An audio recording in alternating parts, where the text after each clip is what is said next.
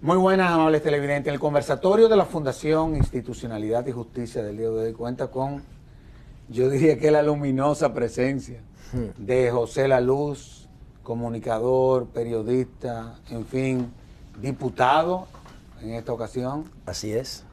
Por el Partido de la Liberación Dominicana. Sí. En nombre de la FINJUS, José, la verdad es que te agradezco el que hayas correspondido a la invitación al conversatorio de la Fundación Institucionalidad y Justicia. Es un lujo tenerte aquí. Bueno, muchas gracias. Yo te he entrevistado muchas veces.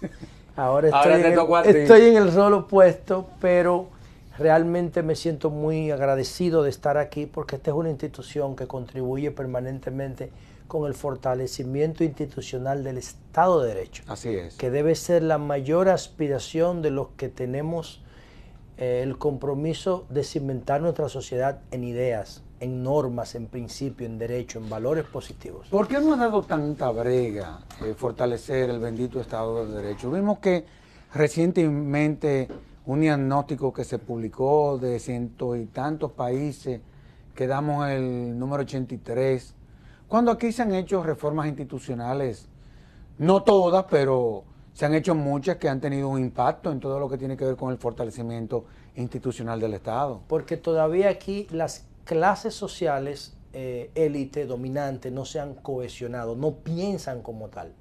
La clase gobernante no se cohesiona, la clase dominante no se cohesiona, el liderazgo económico tiene expresiones como la de Ángel o como la del CONEP, pero cuando viene, por ejemplo, el proceso electoral, todos le dan una funda de dinero por debajo de la mesa y al margen de la ley a los políticos.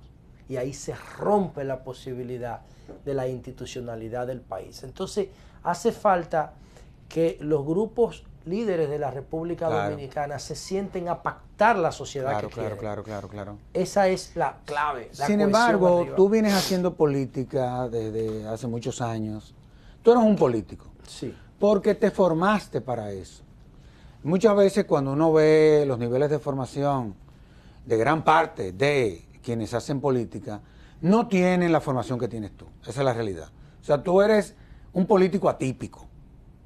Obviamente hay los líderes de los partidos, tienen unos niveles de formación muy sólidos, pero en sentido general no tienen los niveles de formación que tienes tú.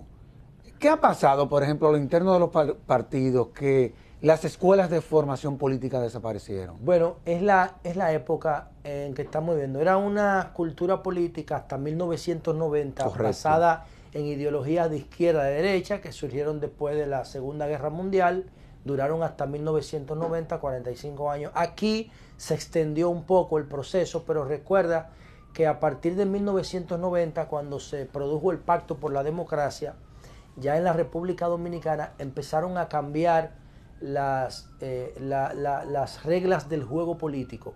Entonces, esta semana, y es un indicador de lo que perfectamente señala, murió el italiano Sartori, Giovanni Sartori. Claro. Si Giovanni Sartori, uno de los intelectuales políticos más influyentes del siglo XX, y más sólido, si hubiese muerto antes de 1990, hubiese causado una conmoción por lo menos a nivel mundial. Pero ahora no, porque el paradigma ahora no tiene ese peso ideológico que tenía antes. Las ideologías se están redefiniendo. Hay una crisis ideológica en el mundo y por eso el político surgido de la formación de las escuelas de pensamiento, como era el PLD antes, el PLD era una escuela de pensamiento. Yo no aprendí a estudiar en el sistema educativo dominicano. Yo aprendí a estudiar en el PLD, porque el PLD era una escuela de formación política y de pensamiento político.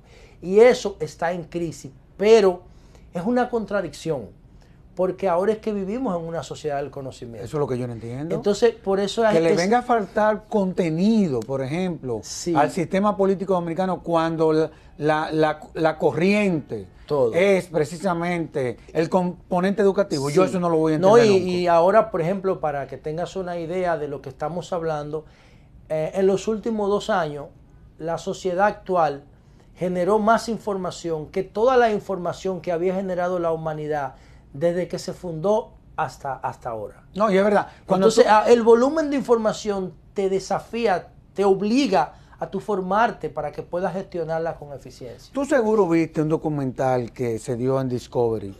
Estoy hablando de estos temas como introito porque tengo que aprovechar esa visión general que tú tienes, sobre todo esa visión de Verizon, electrónica, cibernética, de tú inclusive hasta analizar las cosas, o sea, y cómo tú a través de las redes y a través de Google, tú manejas la información, o sea, tú aprendiste a utilizar las herramientas modernas que contribuyen a lo que han contribuido a tu formación. Hace unos años hubo un documental que tú seguro viste en el Discovery, en donde lo que se planteaba ahí era que, como tú decías, el mundo iba a evolucionar en los últimos 20 años, lo que había evolucionado desde que esto se creó. Yo te pregunto, ¿la clase política está consciente de que eso es así? No. Bueno, a tal punto de que, por ejemplo, yo particularmente digo, estoy convencido de eso, de que el impacto de la caída del muro de Berlín o de la Guerra Fría, del fin de la Guerra Fría, hay que darlo en las escuelas como una materia, por lo menos a nivel superior. Porque si nosotros no entendemos de dónde surgen todos estos cambios, si nosotros no nos damos cuenta de que la Internet era una estructura de guerra, de que la Internet era una red militar antes de 1990 y que ahora se ha convertido en la principal plataforma de globalización, de comercio, de educación, de cultura, de ocio, de deporte, de todo. Si nosotros no entendemos ese proceso, no lo vamos a poder aprovechar. Y si la clase política hubiese entendido o estuviera entendiendo los cambios, se comportara de manera diferente, totalmente diferente. Y es por eso, es porque la clase política no está estudiando los procesos. Y en el caso particular de mi partido, cuando un partido tiene tanto tiempo en el poder, cuando una generación política, porque Leonel y Danilo conforman una generación que nosotros definimos como el segundo ciclo histórico del PLD, después de Juan Bosch, y han llevado al poder al PLD 5 veces, en 5 ocasiones. Y eso los ha hecho asumir una actitud conservadora desde el punto de vista partidario. Y nosotros tenemos 17 años que no renovamos las estructuras de liderazgo. Wow. De modo que se mantiene la misma visión política y electoral de hace 17 años en la dirección de mi partido. Y eso le va dando esa imagen de obsolescencia. Claro. Ahora, no hay duda de que eventualmente, y tú vas a ser parte de ese proceso, a mí me consta, se abre la brecha, digámoslo así, a la posibilidad de que podamos tener una reforma del régimen electoral y eventualmente una ley de partidos políticos. A tu juicio, esas leyes eventualmente podrán contribuir, porque esa es la intención, pero una cosa es la voluntad que se pueda tener de implementarla. A tu juicio, ¿esas leyes podrán contribuir a fortalecer el sistema de partidos en la República Dominicana? Y te hago la pregunta, porque ciertamente hay una preocupación con el sistema de partidos a nivel general. Y por ejemplo, a nosotros como fundación, al mismo sector empresarial está preocupado. Porque a fin de cuentas, cuando un sistema político se descalabra, se lleva de encuentro a todo el mundo. Venezuela, verbigracia. Bueno, ya tú ves, eso es una locura. Eso es terrible. No, una locura. Ahí se está pasando hasta hambre ya. Sí. Yo te pregunto, ¿podrá eventualmente estas legislaciones contribuir al fortalecimiento de lo que para mí yo entiendo en la actual coyuntura es la principal institución del país, los partidos políticos? Sí, yo particularmente creo que sí. Y como dirigente del PLD y como analista de la sociedad dominicana, creo que al partido que más le conviene una norma fuerte que genere transparencia y que genere estabilidad en el sistema de partidos es al PLD. Porque es mejor que tú pongas la regla a que te la impongan. Totalmente. Y la estarías imponiendo como PLD desde dos perspectivas. La estás imponiendo desde la perspectiva de tener la mayor influencia en las instituciones que van a definir esa legislación, por un lado, y la vas a imponer desde la perspectiva de partido mayoritario y oficial.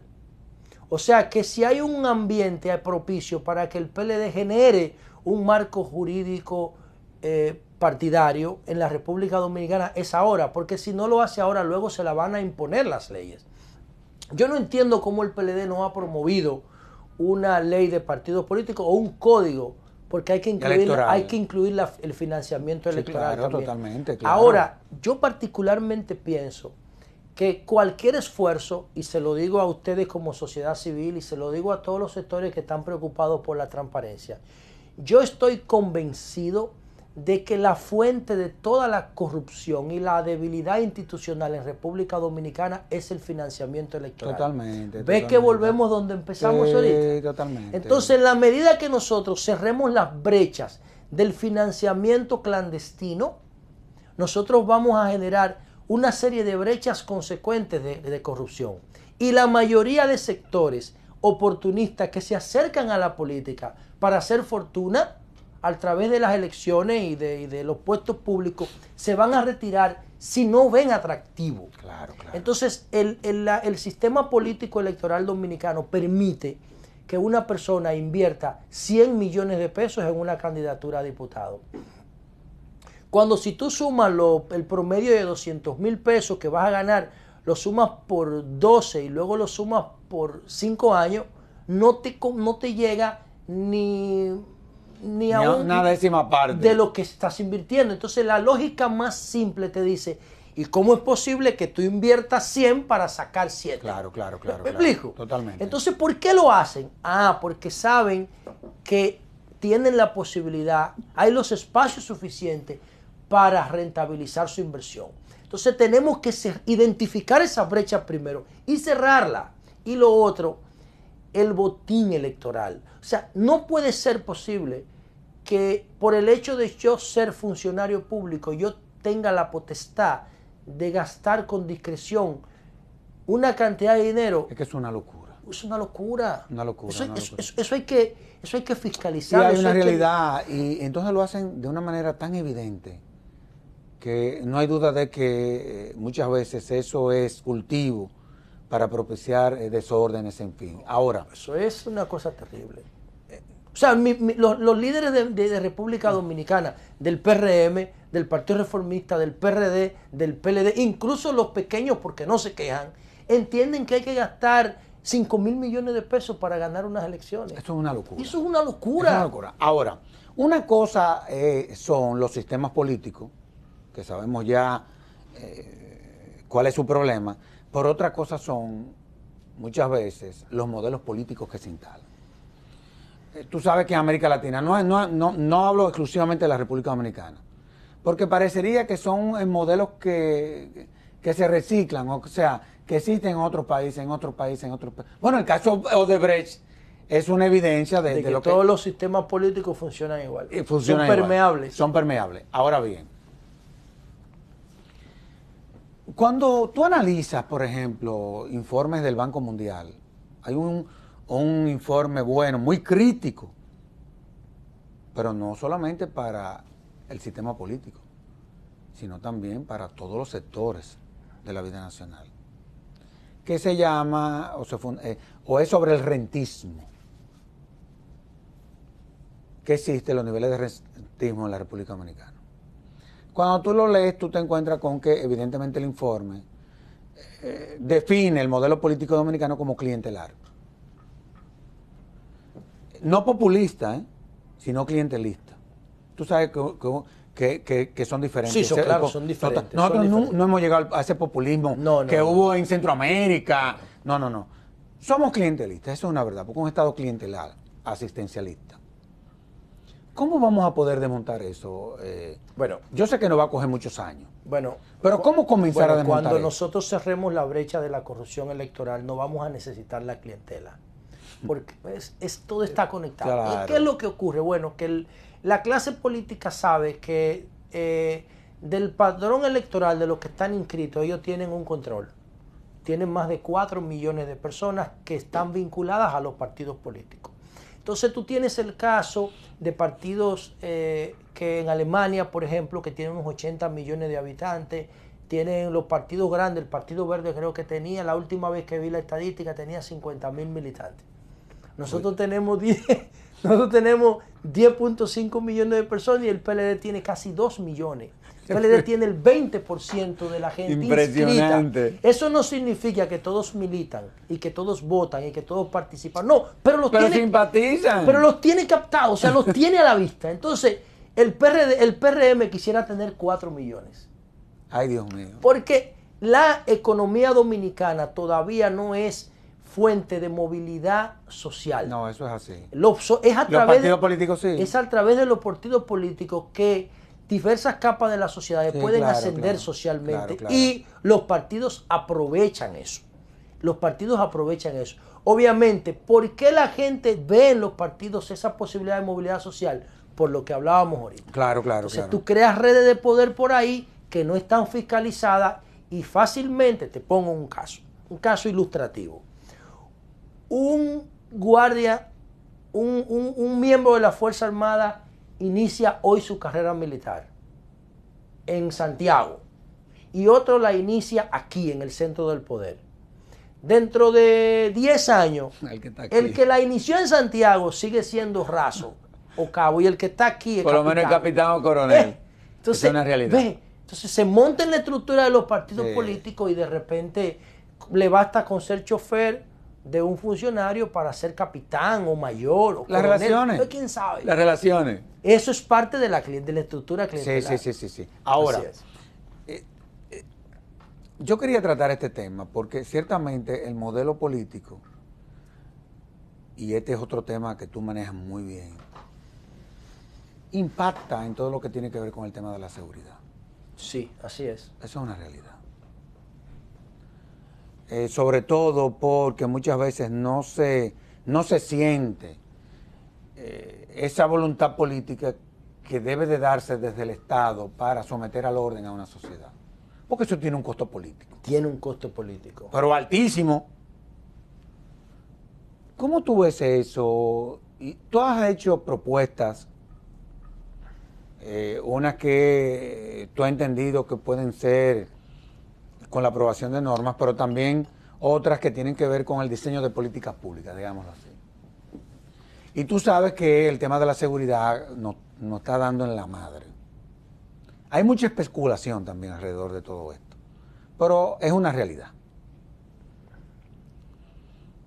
¿Cómo resolver esa parte? Bueno, el PLD tiene dos problemas fundamentales. Aparte del déficit de modernización institucional que yo estimo en 27 años. Yo estimo que en República Dominicana hay un déficit de actualización institucional de 27 años que es del 90 para acá. Aparte de eso, de hecho que hago un paréntesis para lamentar el cierre de una oficina que para mí es clave, que era la Comisión de Reforma y Modernización del Estado. El CONARE. El CONARE, el gobierno del presidente Danilo Medina lo cerró en el 2012 con un decreto sin ni siquiera motivar el cierre. Que pudo haber servido para todas estas leyes que están pendientes, porque la reforma quedó inconclusa. Quedó inconclusa, por eso digo que no lo conecté y creo que debemos retomar el tema de que el CONARE vuelva a funcionar. Pero ojalá. Al margen de ese déficit de actualización institucional que tenemos, hay dos temas con los que el PLD no ha podido lidiar. Y es el de la transparencia o el de la corrupción y el de la seguridad o el de la inseguridad, dependiendo del punto de vista con que se vea. Al margen de eso, el Partido de Liberación Dominicana tiene un balance positivo. El Partido de Liberación Dominicana tiene un balance positivo en educación, independientemente de que es un proceso, ¿no? Es una cultura que estamos rompiendo. En el tema energético tiene un balance positivo. En el tema del analfabetismo vamos a terminar claro.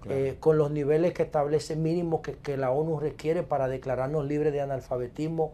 En el plano internacional estamos muy bien. En el plano macroeconómico generamos confianza, los sectores productivos se sienten seguros con nosotros desde el poder. Donde nosotros tenemos problemas es en el tema de la transparencia y en el tema de la seguridad. Y es porque estamos reproduciendo en ambos campos los modelos que heredamos en 1996. El Partido de la Liberación Dominicana nunca estudió la seguridad. Porque en la Guerra Fría la seguridad la aportaba el Estado. Claro, claro, claro. Era el Estado que perseguía a los jóvenes por sus ideas, porque había un ambiente de Guerra Fría, de persecución política. Y Juan Bosch nunca se ocupó de abordar el tema de la seguridad ciudadana. Yo no he visto en las obras de Don Juan, tiene 56 libros escritos, nunca un texto sobre seguridad ciudadana. Nunca lo abordó.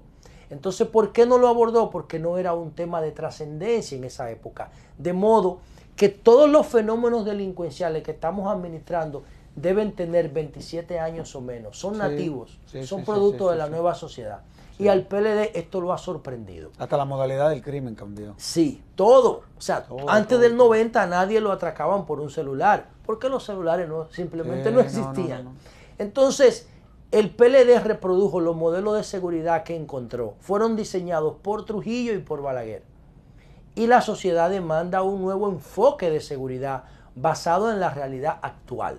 Y por eso es que hay una contradicción, porque todos los recursos humanos de la seguridad reproducen los modelos en los que fueron formados.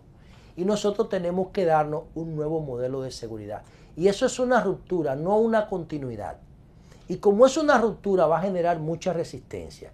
Y todos los que estamos afligidos por la sensación o la percepción de inseguridad que vivimos en República Dominicana, tenemos que aunar esfuerzos para que nos demos un nuevo modelo de seguridad. Y yo lo ilustro con lo siguiente, con el siguiente caso. Esta semana, el fin de semana pasado, mejor dicho, murió un joven, Vicente King, en Samaná.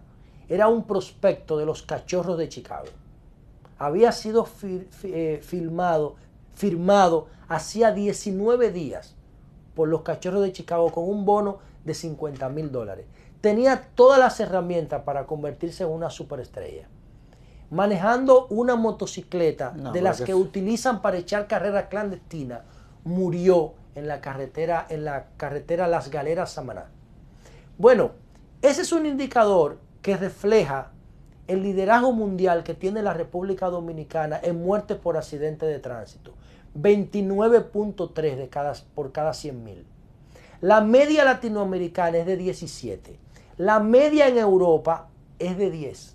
Y nosotros tenemos 29.3. Es decir que es mayor que los niveles de criminalidad, los accidentes en motos. Sí, pero no solamente eso. República Dominicana tiene un índice de muertes por accidentes de tránsito por encima de Latinoamérica y Europa juntos. Juntos los dos suman 27 por cada 100,000 habitantes y nosotros tenemos 29.3. Ay, Dios mío. Entonces eso te refleja a ti el deterioro que hay en materia de seguridad. Y los niveles de desorden porque también. Yo no concibo la seguridad sin una visión integral. La seguridad vial de tránsito y de transporte es fundamental para lograr la seguridad ciudadana. Aquí hay más de 1,000,000 de motocicletas sin placa, sin matrícula, sin seguro, y los que las manejan no tienen licencia ni usan casco protector. Pero déjame decirte lo siguiente, en cualquier sociedad medianamente organizada, el que se atreva a salir en un motor sin matrícula, no solamente le quitan el motor de por vida, ahí no hay punto, porque es el Estado frente a esa realidad. Sino pero además, si no tienes papeles, no es tuyo. Si tú no tienes cómo demostrar que eso es tuyo, eso automáticamente debe reputarse como al Estado. Porque no es tuyo, como tú lo demuestras. Pero a eso tiene un costo político si se hace. Sí, porque estamos hablando de 1,500,000 de motocicletas. Esto tiene un costo político. Entonces, 1,500,000 de clientes. Sí. Por dos. Costo político. Sí, pero llega un momento en que la situación es tan desbordante, como es el caso, que va a haber que pagar el bendito costo político. Bueno, sobre todo si el presidente Danilo Medina no está pensando en la reelección. Claro. Entonces tiene una excelente oportunidad de enfrentar todos estos flagelos. Porque de lo contrario, él como líder del país va a cargar sobre sus hombros ese nivel de deterioro de la autoridad en materia de seguridad. O sea, porque no es solamente que hay 1,500,000 de motocicletas sin placa, es que tú ves los policías por el túnel y por los elevados, sin placa, sin casco y sin luz. los policías. Sí, la institución encargada de mantener el orden público. Ahí los símbolos del poder automáticamente se degradan. Cuando tú ves una miembro de la autoridad pública violando la norma, eso es terrible. Sí, porque eso a fin de cuentas le quita autoridad a quien debe de imponer la autoridad. Claro, ahora, cuando tú hablas de seguridad, evidentemente, como yo te decía, existen múltiples herramientas, visiones, formas de abordarlo, en fin. Y tú has traído un concepto que por lo menos para la República Dominicana no deja de ser novedoso, que es la denominada seguridad perimetral. Así es. ¿Qué es lo que tú quieres decir con eso? Bueno, yo lo que quiero decir es que tenemos que retomar el control del territorio, porque el Estado perdió el control del territorio. Totalmente de acuerdo. Entonces, aquí hay divisiones políticas establecidas, por ejemplo, está el territorio nacional, luego están las regiones, luego están las provincias, luego están los municipios, luego están los distritos municipales, luego están las secciones, los parajes, los barrios, los sectores, etc. Ya eso está dividido. A esas divisiones nosotros le agregamos un elemento que es la figura del perímetro. Para poder... ¿A qué tú te refieres? ¿El perímetro es un término similar a los cuadrantes? Bueno, sí, lo que pasa es que el de nosotros tiene una configuración.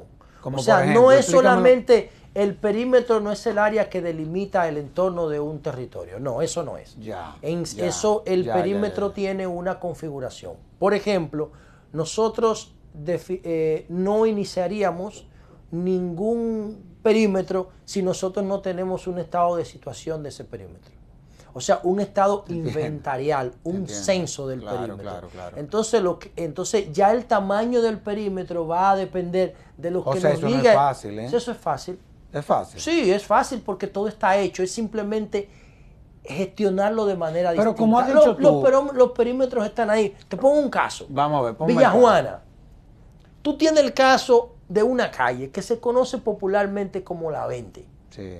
Donde venden todas las cosas robadas de este no país. Lo sabes, tú lo acabas de decir. Pero claro que lo sé. Entonces, ¿qué ocurre? Ve y pide el inventario a esas personas, de dónde sacan. Ve y pídele el inventario a quién le compraron, cuáles son sus proveedores.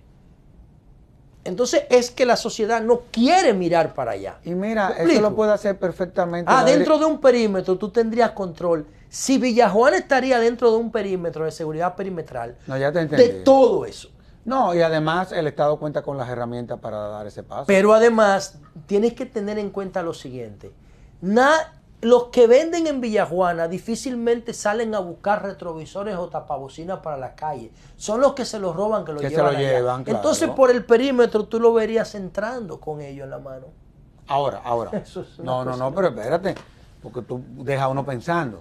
Ahora, nosotros tenemos, esa es una realidad y que es muy evidente. Ahora, existen otras realidades. Vámonos a los barrios. Y eso tú lo manejas muy bien. Por ejemplo, y te he oído a ti decirlo, y desde la fundación, nosotros tenemos un discurso similar a esa visión que tú tienes. Por ejemplo, los colmadones, bancas de apuestas, puntos de droga, etcétera, etcétera, etcétera. Barberías, Dream.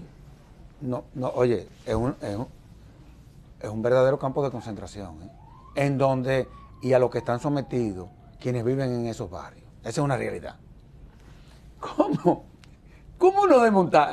¿Cómo darle el frente a eso? Lo primero es que no es que esos lugares no operen. Lo que tienen es que operar conforme a la las reglas mínimas de un Estado de Derecho. Claro. O sea, y ahí, si nosotros vamos a cualquier barrio hoy en la noche, después de las 7 de la noche, ya esas instituciones, si se le puede llamar así, que tú mencionas, son las que tienen el control. Totalmente. Algunas iglesias, sobre todo evangélicas, que mantienen culto hasta las 10 de la noche. Y que ellos respetan, ¿eh? Las católicas no, las católicas cierran antes. Sí, son más Entonces, salvo las religiones, las iglesias, todo cierra. Yo he hecho observatorio en varios, una vez hice uno en Herrera, lo que le dicen la entrada de los camiones en la Isabel Aguiar. Hice un observatorio ahí con unos amigos y solamente tenía luz el colmadón. porque había un apagón general en el barrio. Entonces, en torno al colmadón, había como 500 motores y pasola. Entonces, tú veías que llegaban y salían como si fueran las abejas llegando a su panal. Ay, Dios mío. Entonces tú no sabes lo que entraban y salían, Claro, lo que claro. traían y llevaban. Claro, Ahí claro. estaban viendo el juego de béisbol y entonces en una pantalla, pero era nada más mirándolo, porque lo demás era una bulla altísima como con 4 músicas distintas. Porque algunos van y ponen sus carros ahí, Claro. con los bocinones, y entonces ahí van las niñas a prostituirse, ahí está el punto de es una droga, locura. ahí está todo. Entonces el gobierno no está presente ahí. Pero mire el caso de Herrera también, pero más hacia la 25 de febrero, donde... ¿Pero el abanico? No, donde en el Pentágono. Ya. Bueno, ahí dos muchachos, el muerto y Gilbert, definieron un perímetro ellos. Claro. Ellos, lo que yo quiero hacer con el país, o lo que estamos promoviendo, lo hicieron ellos. Pero corrompieron la autoridad. Bueno, porque más, la autoridad era la que le avisaba cuando ellos se tenían que salir del perímetro. Claro, entonces ellos era un Pentágono, tenía 5 entradas, y ellos tenían personas de seguridad de ellos en cada entrada. Ay, Dios mío. Y ahí ellos decidían lo que se hacía. Nosotros hicimos un programa de Sol de la Mañana en el Pentágono. ¿Quién tenía el control de ese territorio? Ellos. Totalmente. La policía se dio cuenta cuando ellos discutieron entre sí y empezaron a matarse. Que como generalmente se dan a la luz pública ese tipo de situaciones. Ahora, hay un tema.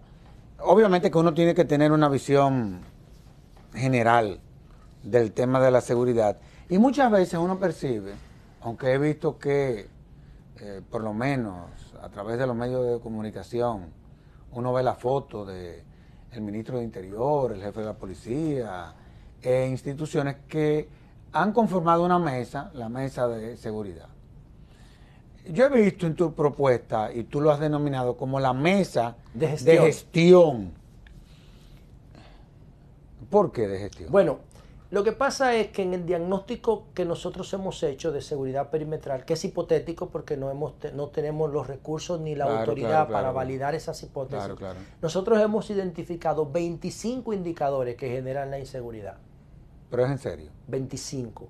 Lo que quiero decir con esto, y se lo digo a la población con muchísima responsabilidad, si la policía funcionara perfectamente, faltarían 24. Faltarían 24. Porque yo le pregunto a la sociedad, ¿qué tiene que ver la policía con que en la República Dominicana exista 1,5 millones de motocicletas sin placa? Nada, eso ¿Qué es tiene que ver interno? ¿Qué tiene que ver la policía con que tú tengas 1,5 millones de haitianos ilegales en República Dominicana? ¿Qué tiene que ver la policía con que cerca del 14% de los deportados de Estados Unidos tengan un perfil de riesgo? Eso es la Procuraduría General de la República. Y así podemos seguir citando indicadores de inseguridad.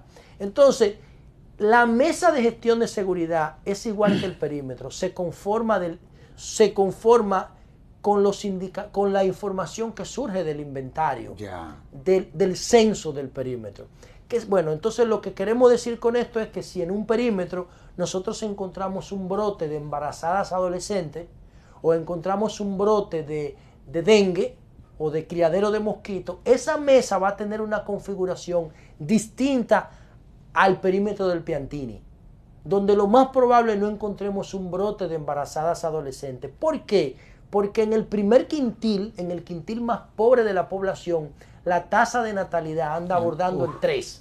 Y en el quintil más alto anda el 0.5. Sí, una locura. Entonces, en esa mesa donde encontremos un brote de embarazadas adolescentes o de criadero de mosquitos, tenemos que incluir a salud pública y tenemos que incluir a medio ambiente.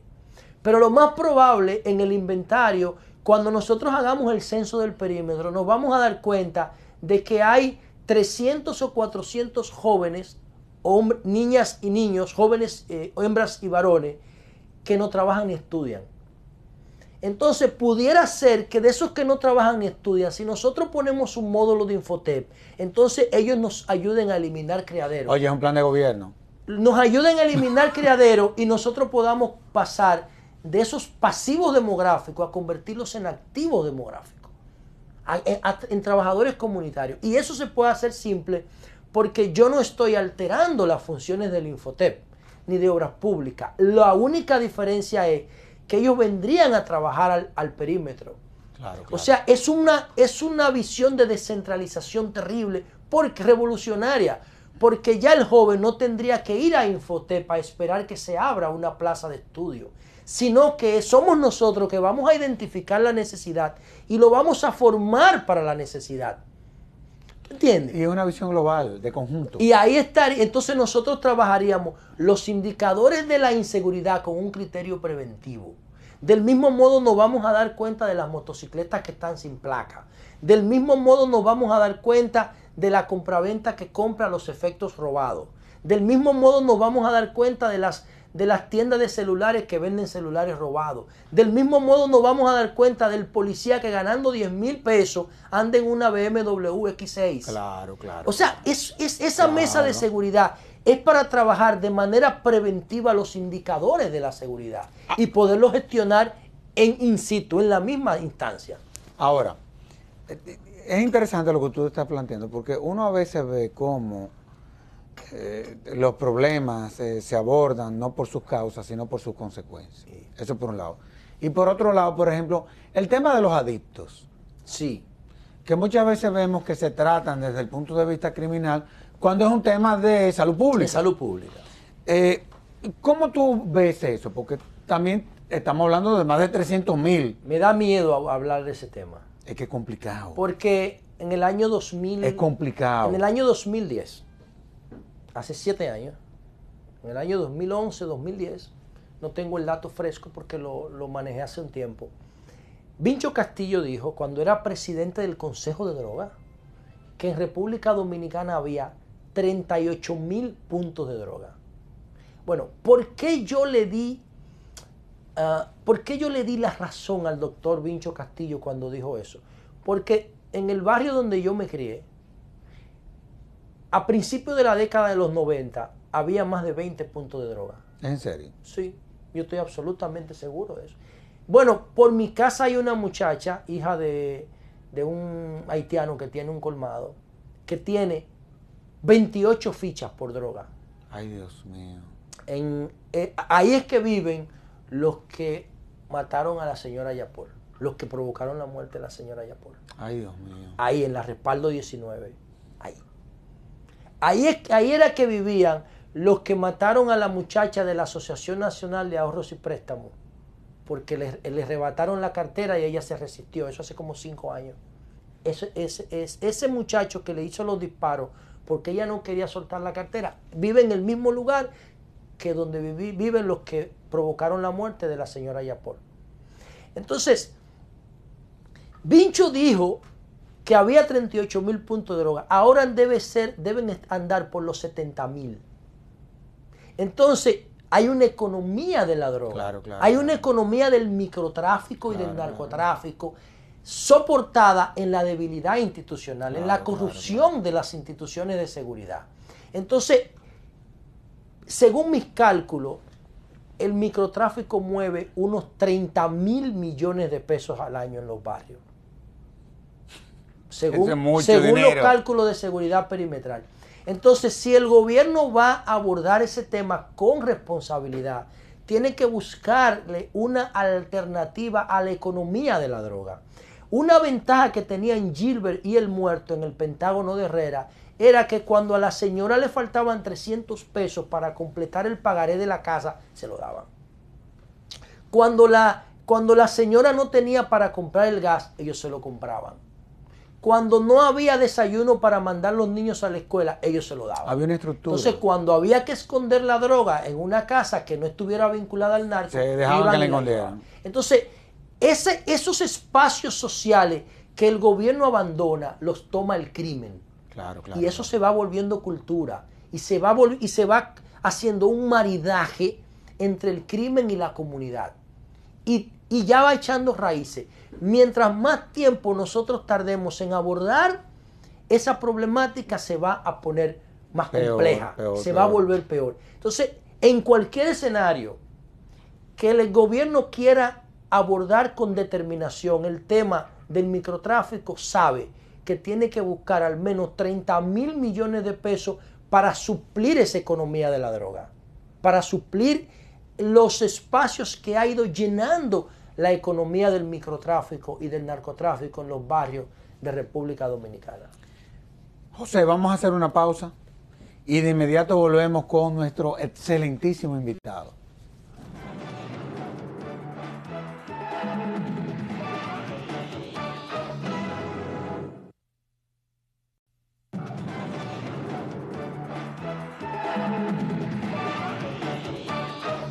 José, tu discurso político es novedoso e innovador, esa es la realidad.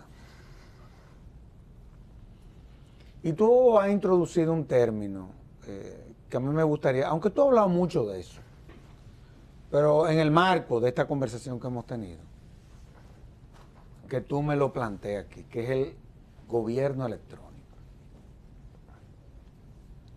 Es que tú manejas muy bien los conceptos. Por eso que yo digo que tú eres Verizon. Tú eres Verizon. ¿De qué es de lo que se trata? Bueno, lo que pasa es que si una persona va a un banco, a un intermediario financiero cualquiera, a cualquier plaza de aquí, cualquier sucursal bancaria, a cambiar un cheque, el cheque puede tener fondo, las firmas pueden ser válidas, la persona presenta su identificación, pero la cajera o el cajero le dicen, tienes que esperarte porque se cayó el sistema. ¿Qué significa? Que aunque todo el procedimiento esté correcto, si no hay plataforma electrónica, la transacción no se hace. Porque la banca dominicana es electrónica hace más de 15 años.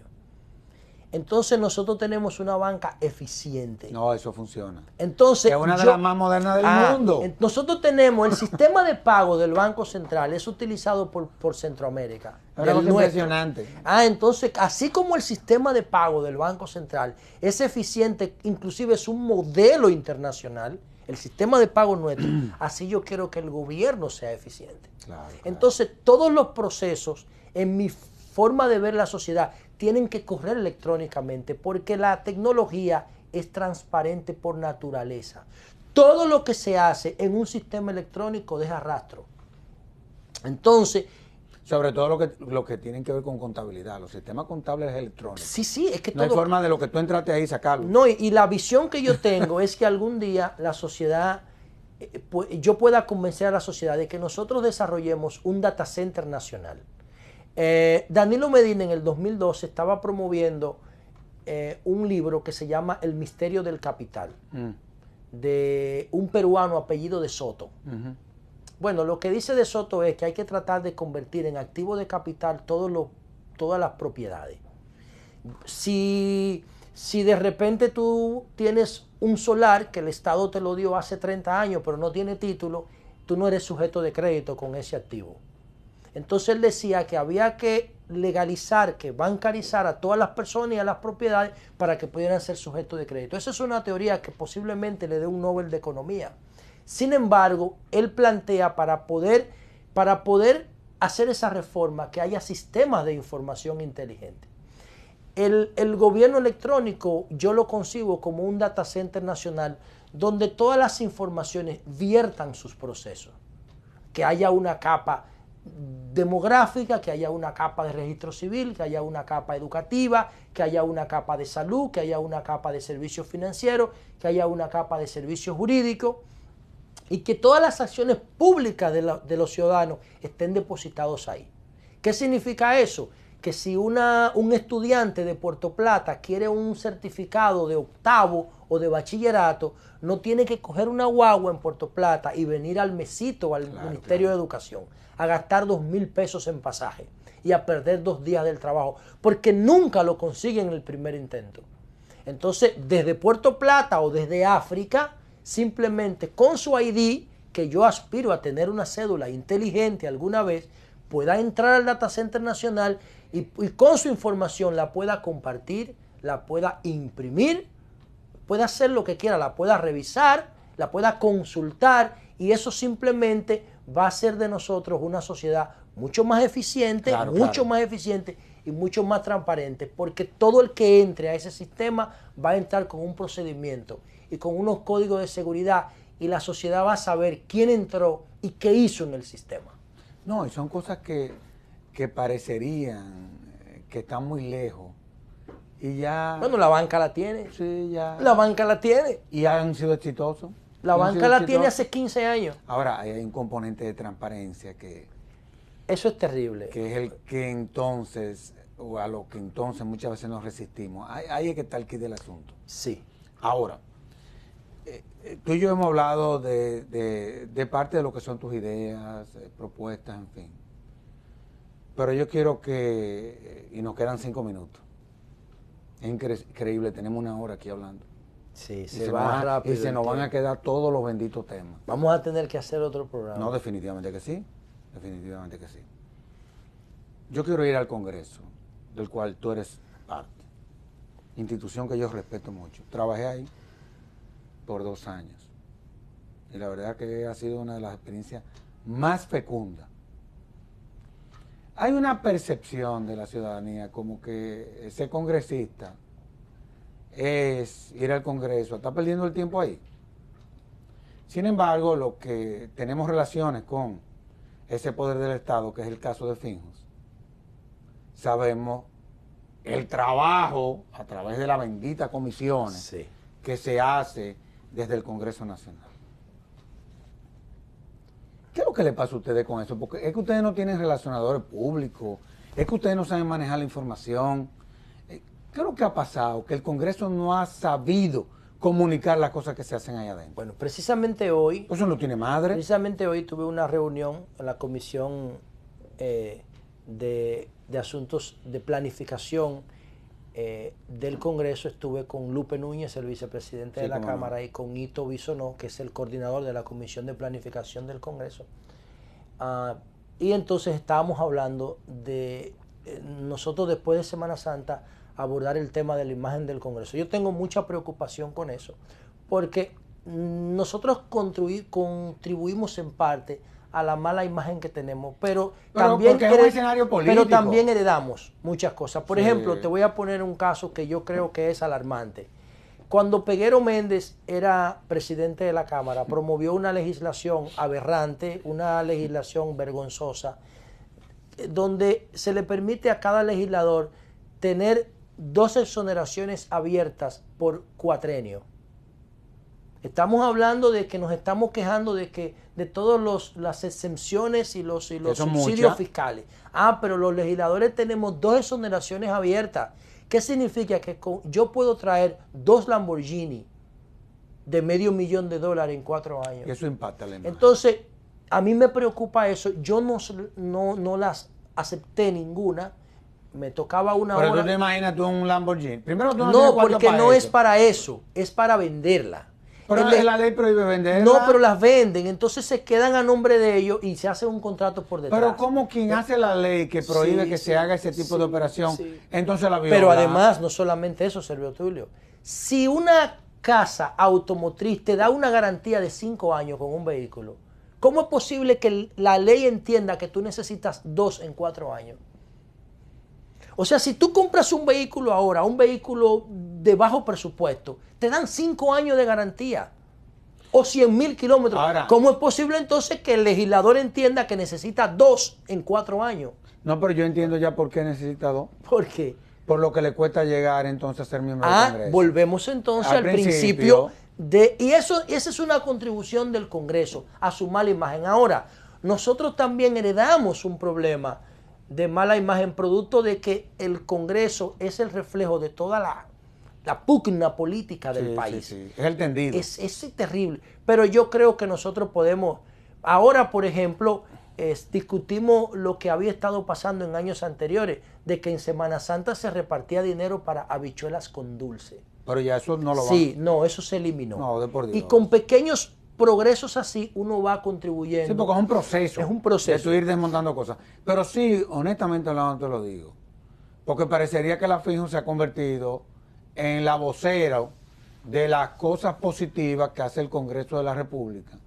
Cuando yo creo que ahí, desde el punto de vista de lo que es una estrategia de comunicación, yo creo que el Congreso va a tener que mejorar eso. Y sí, porque tienen que hacer un estudio para ver las causas por las cuales tenemos ese problema de imagen.